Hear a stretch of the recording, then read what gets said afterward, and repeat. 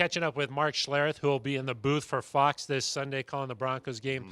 Mark, when you look at this game, I think it starts with stopping Khalil Mack, or at least slowing him down. How do you do that? Listen, Khalil Mack, I mean, the rest of that defense, I'm telling you, I watched them play defense Thursday night. I went back with a fine-tooth comb to watch them play defense, and I literally got diarrhea. It made me, seriously made me sick watching them. They are loaded across.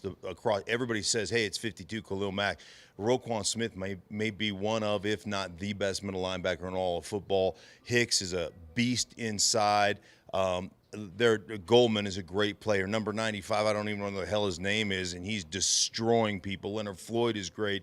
There are Pro Bowl, all-pro level players at each level of this defense, D-line, linebacking core, and in the safeties in the corners. So this is going to be one of the biggest challenges the Broncos will face offensively, not just for the week, for all season. That's how good this team is. It reminded me of 85 Bears, of the 2000 Ravens, watching it, of the Eagles back in my day when I played for the Skins with Reggie White and Jerome Brown and Mike Pitts. I mean, this defense is legit frightening.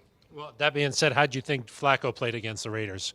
I thought Flacco was exceptional. I thought he played, I mean, unbelievable. You know, we see some of the things like we don't see in depth. You know, we see the drop that Deshaun Hamilton had, but we don't see, Emmanuel Sanders not being able to stay on his feet 4 times. That would have been, I mean, he should have had 3 touchdowns in that game.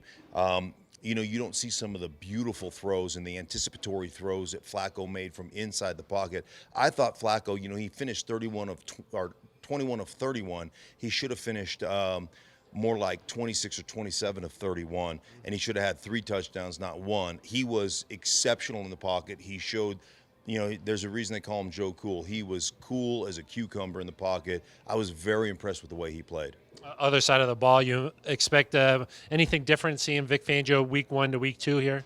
Well, if you're Chicago and you're trying to emulate or copy what the Raiders were able to do, and make no bones about it, Derek Carr was phenomenal. A lot of people will sit there and say, well, the coverage wasn't good. Well, the coverage was actually pretty tight. They did a great job. They had a great scheme to block up both Von Miller and Bradley Chubb. So I'd expect some variations of how do we disrupt routes? How do we not let guys get off the ball? We can still play zone behind it, but we need to do something to keep guys so that we can extend the time the quarterback has to hold the ball to make 58 and 55 more effective, because that didn't happen against the Raiders. And, sometimes you just got to tip your hat because there was some tight coverage where Derek Carr just literally threw guys open. It was as good as I've ever seen Derek Carr play. So, sometimes it's just that way, but I think you'll see some adjustments if you think you're going to get the ball out in under 2 seconds every play. I think you'll see some adjustments this week. Broncos fans get to listen to you on the Fan every day, yeah. But this is your 3rd season calling games in the booth. How's that been going for you? You having fun doing that? It is as close to playing as you can get without taking a beating. And it's a lot of fun. Like, I have no idea what I'm doing, trust me. And, you're just in there sometimes. But I enjoy, the energy of it, and I enjoy the spontaneity of it, because, you can prepare, and, most of the time, 75, 80% of the stuff you prepare for, you never get in the game. Yep.